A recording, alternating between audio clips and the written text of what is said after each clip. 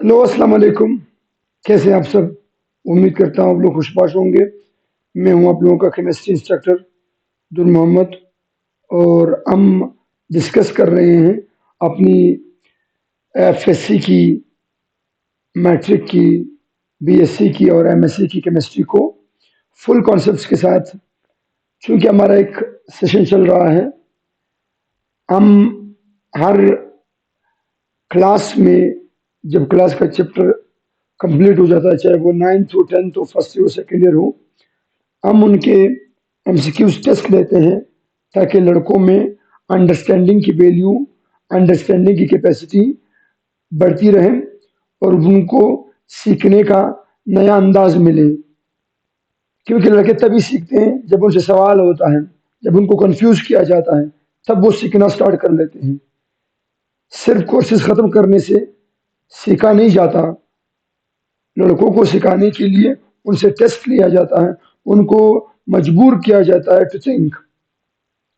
इसलिए हम हर चैप्टर के बाद, मैं बजाते खुद हर चैप्टर के बाद टेस्ट लेता हूं ताकि स्टूडेंट्स की गेनिंग पावर इंक्रीज से इंक्रीज तर होता रहे।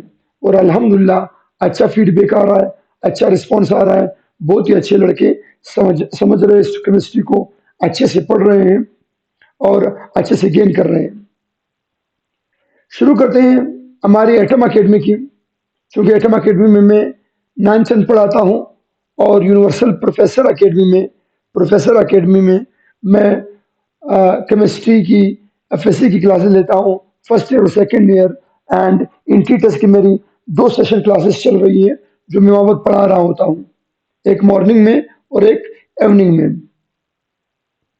तो अगर आपके दोस्त, आपके फैमिली मेंबर्स आना चाहते थे और मेरे साथ केमिस्ट्री की क्लास लेना चाहते थे, तो काइंडली उन्हें इन्फॉर्म कीजिएगा कि मेरी इंट्री टेस्ट की क्लास भी चल रही है, FSc first year second year भी चल रही है और 9 की भी केमिस्ट्री चल रही है। चलिए जी, शुरू करते हैं। आज के हमारे एटम अकेडमी के 9th क्लास का जो टेस्ट था उसको ज़रा एक्सप्लेन करते हैं और उसका की बनाते हैं ताकि स्टूडेंट के पास आंसर्स आ जाएं और उनके सामने एक्सप्लेन आंसर हो कि वो उन्होंने क्वेश्चन कैसे किया हुआ है। चलिए जी, question number 1, the smallest unit of matter which may or may not exist in free state is called what? Is called atom. मादे का वो छोटा जर्रा जो आजादाना हालत में रह सके या ना रह सके उसे क्या बोलते हैं? एटम बोलते हैं। Question number 2, molecule is the smallest unit of matter which is dash in free state. Molecule मादे का वो छोटा यूनिट है जो डैश इन फ्री स्टेट है, which exist in free state, जो आजादाना हालत में रह सके। इसका भी ऑप्शन हमारे पास क्या आ रही है? अल्फा ऑप्शन सही है। नेक्स्ट क्वेश्चन, वो जो following is not formula unit. कौन सा हमारे पास फार्मूला यूनिट नहीं है? Formula unit mean ionic compound. Formula unit mean what? Ionic compound. तो हाइड्रोजन जो है वो नॉन मेटल है।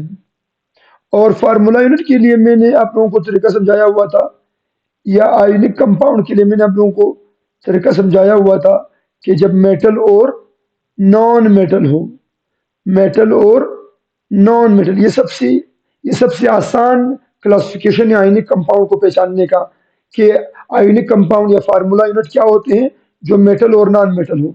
यहाँ पर आप चेक कर ले, दोनों हाइड्रोजन है और हाइड्रोजन क्या है? नॉन मेटल है।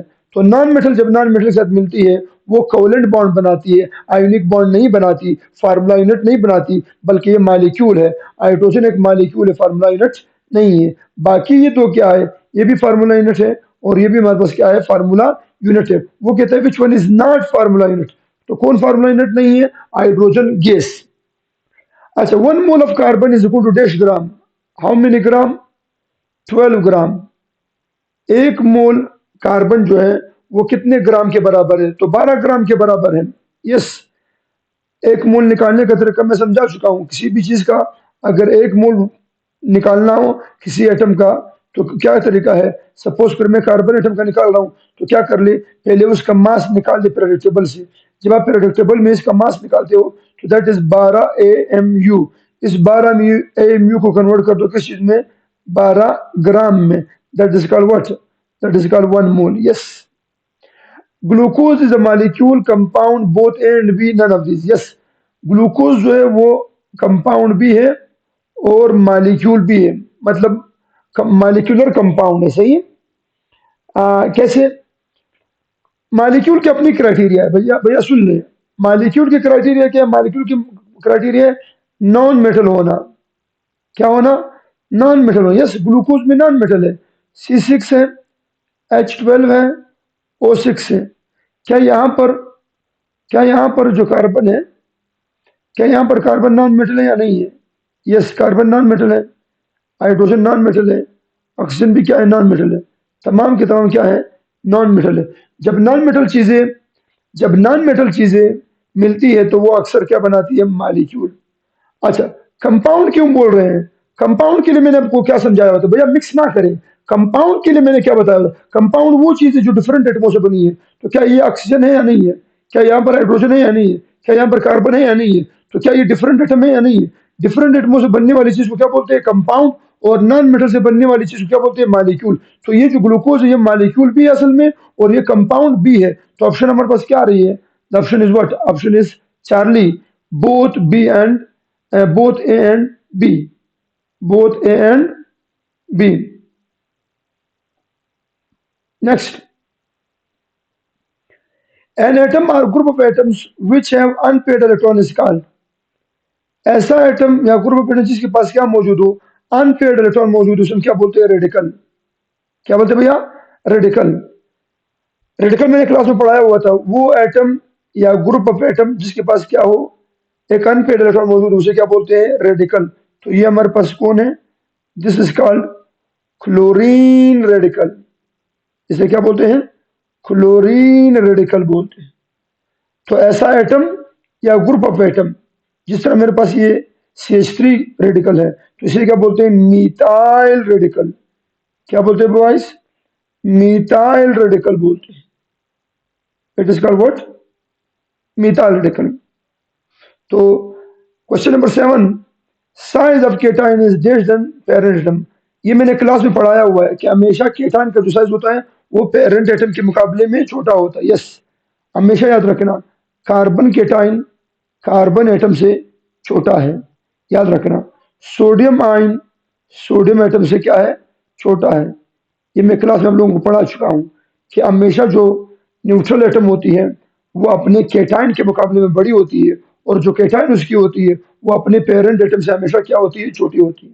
ये हमेशा याद रखना, ठीक है जी। बल्कि मैंने क्लास में क्या पढ़ाया हुआ था? सपोज करिए कोई एटम है, वो केटाइन फॉर्म में है, और यही एटम एटॉमिक फॉर्म में, न्यूट्रल फॉर्म में, और यही एटम एनाइन फॉर्म में, तो सबसे बड़ा कौन है? हमेशा याद रखना, किसी भी एटम का एनाइन उससे बड़ा होता है, और वो जो एटम होता है वो अपने केटाइन से फिर क्या होता है? बड़ा होता है। केटाइन सबसे छोटा होता है और उसका एनाइन सबसे बड़ा होता है। ये याद रखना, सब याद रखना ये चीज। Next, which of the following molecule is called compound? कौन सा मॉलिक्यूल हमारे पास कंपाउंड है?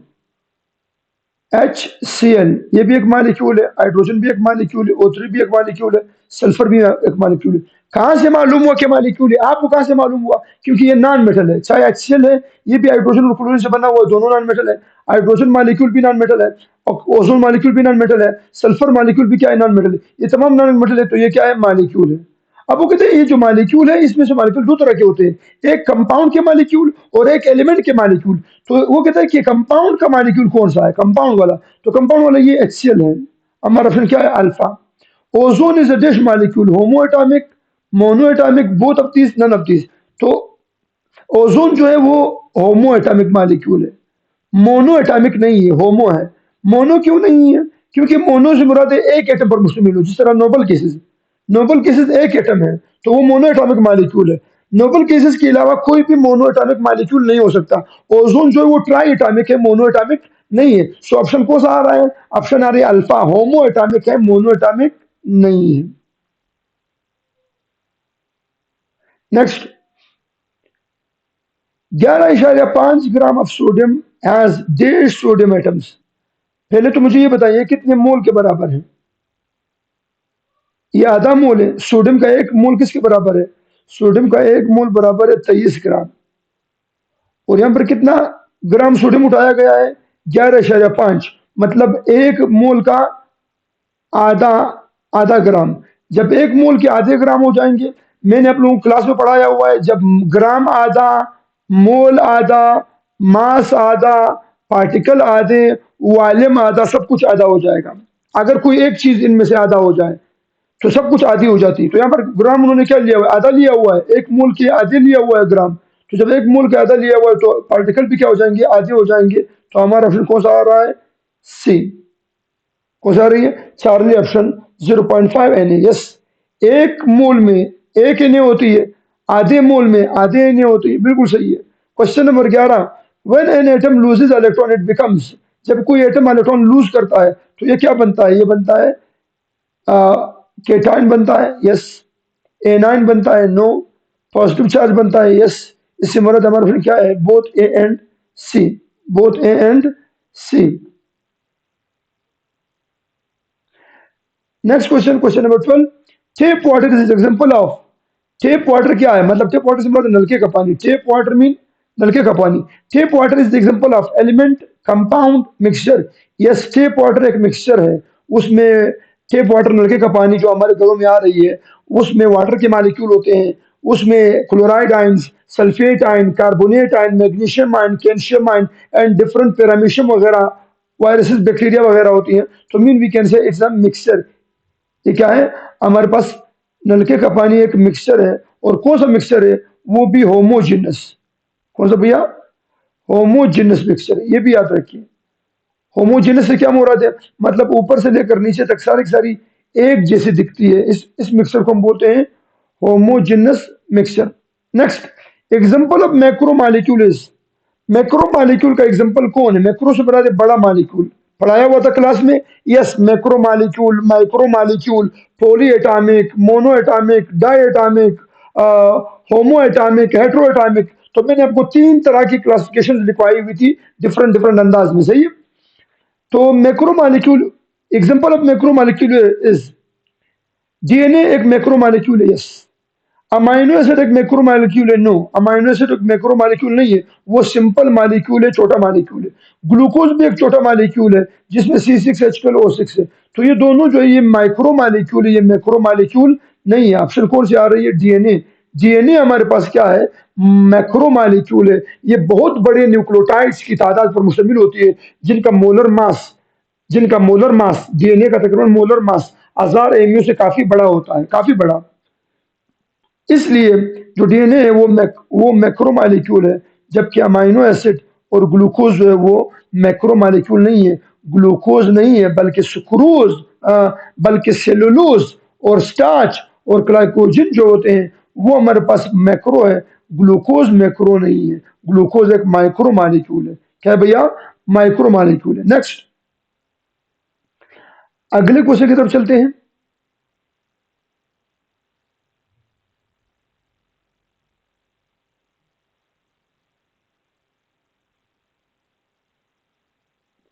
नेक्स्ट क्वेश्चन हमारे पास आ रही है, question number 14, amino acid is a macro molecule, micro molecule, both none. तो अमाइनो एसिड एक माइक्रो मॉलिक्यूल है। यस, इसका मास काफी छोटा होता है। तो अमाइनो एसिड एक माइक्रो मॉलिक्यूल है। ये मैक्रो मॉलिक्यूल नहीं होता, ये माइक्रो मॉलिक्यूल होता है। इसका मास काफी क्या होता है? काफी छोटा होता है, जो कि 1000 mu से कम होता है। इसलिए ये मैक्रो मॉलिक्यूल नहीं है, बल्कि बल्कि माइक्रो मॉलिक्यूल है। माइक्रो। हाँ, प्रोटीन जो इससे बनता है, प्रोटीन पर मैक्रो है। मैक्रो मीन बड़ा, माइक्रो मीन छोटा। तो अमाइनो एसिड एक माइक्रो मॉलिक्यूल है। Next, question number 15, half mole of water is. आधा मोल जो वाटर होता है वो किसके बराबर होता है? जब मोल आधा तो मास आधा, पार्टिकल आधे, वॉल्यूम आधा, सब कुछ आधा। ऐसा है कि नहीं है? वो कहता है हाफ मोल ऑफ वाटर। तो हाफ मोल ऑफ वाटर से क्या मारा था? 0.5 Na। यस, बिल्कुल सही है। 0.5 Na of water molecule. Yes, बिल्कुल ठीक है। क्योंकि जब मोल आधा हो गया तो पार्टिकल भी क्या हो जाएंगे? एन है, एवोगैड्रो नंबर भी क्या हो जाएगी? आधी हो जाएगी। और मास भी क्या हो जाएगा? 18 की बजाय क्या हो जाएगा? 9 ग्राम हो जाएगा। बिल्कुल। तो both B and both A and both A and B, both A and C नहीं, बोथ ए एंड बी। तो हमारा ऑप्शन कौन सा सही आ रहा है? हमारा ऑप्शन हमारे पास आ रही है, that what, that is the Charlie option, both A and B. Next 16वां क्वेश्चन है, 2 mole of water is equal to, 2 mole water बराबर है किस चीज की? 6.02 जबरदस्त की ताकत 23, 12.02 जबरदस्त की ताकत 46 एंड 12.04 जबरदस्त की ताकत 23। तो हमारा ऑप्शन क्या आ रही है? हमारा ऑप्शन आ रही है 12.04 जबरदस्त की ताकत 23। यस, अगर एक मोल होता तो 6.02 होता, और यहाँ पर तो 2 मोल है, तो 2 के साथ मल्टीप्लाई करेंगे तो क्या आंसर आ जाएगा? आंसर हमारे पास आ जाएगा 12.04 जबरदस्त की ताकत 23। तो हमारा ऑप्शन कौन सा सही है? चार्ली ऑप्शन हमारा सही है। Next, the chemical formula which shows the number of ions in a compound is called formula unit, empirical formula, molecular formula, symbol, all. इसका आंसर आता है नन, इनमें से कोई भी नहीं है। इसका जो सही आंसर है वो इसे क्या बोलते हैं? इसका व्हाट, फार्मूला यूनिट, उसे हम फार्मूला यूनिट बोलते हैं। मगर यहाँ पर फार्मूला यूनिट का ऑप्शन है ही नहीं, तो इसी मुराद ऑप्शन क्या आ रही है? नन। ऑप्शन क्या आ रही है भैया? नन ऑप्शन आ रही है। Next question number 18, starch is the example of dash molecule. Starch किस चीज का एग्जांपल है? Starch is the example of dash molecule. Starch is the example of monoatomic, diatomic, polyatomic. ये स्टार्च इज द, स्टार्च तो एक polymer है। जब glucose बहुत सारे मिलते हैं पौधे के अंदर तो वो स्टार्च बनाते हैं। आप लोगों ने बायोलॉजी में पढ़ा हुआ है, जायगोट में, बायोलॉजी में आप लोग पढ़ चुके हैं, जायगोट वालों, बायोलॉजी में तो पढ़ चुके हैं ना, zygote zygote zygote. Starch is the example of dash molecule. तो पॉलीएटॉमिक, जब बहुत सारे ग्लूकोज मिलते हैं तो वो क्या बनाते हैं? स्टार्च बनाती हैं पौधों के अंदर। अब वो जो बहुत सारे ग्लूकोज मिले हुए हैं तो उसमें एटम्स भी बहुत ज्यादा होते हैं, इस वजह से उसे क्या बोलते हैं? पॉलीएटॉमिक मॉलिक्यूल बोलते हैं। तो starch is a polyatomic molecule. अगला question number 19, noble gases are dash molecule. Noble gases कौन से मॉलिक्यूल है? Monoatomic, heteroatomic, homoatomic, both A and C, both A and C. Yes, noble gases जो है मतलब हीलियम, नियॉन, आर्गॉन, क्रिप्टॉन वगैरह, ये जो नोबल केसेस होती हैं ये मोनोएटॉमिक भी है। यस, मोनोएटॉमिक है, बिल्कुल एक एटम है। और होमोएटॉमिक भी है, और होमोएटॉमिक भी है। होमो से मुराद एक जैसे से बना हुआ है। यस, ये एक जैसे से बना हुआ है और बिल्कुल अकेला है, तो ये होमो भी है और मोनो भी है। इस वजह से बोथ ऑप्शन आ रही है, both A and C. Option हमारा कौन सा सही है? बोथ ए एंड सी हमारा ऑप्शन है। क्लियर भैया? नेक्स्ट क्वेश्चन नंबर 20, शाबाश, ये आप लोगों ने खुद करना है और मुझे कमेंट सेक्शन में बताना है कि आप एटम एकेडमी से कितने मुतमईन हैं टेस्ट शेड्यूल से, और आप उनके टीचर से, और आप हमारे एकेडमी के सेटअप से कितने मुतमईन हैं। कमेंट में ज़रूर बताइएगा। लव यू ऑल, दुआ में याद रखिएगा।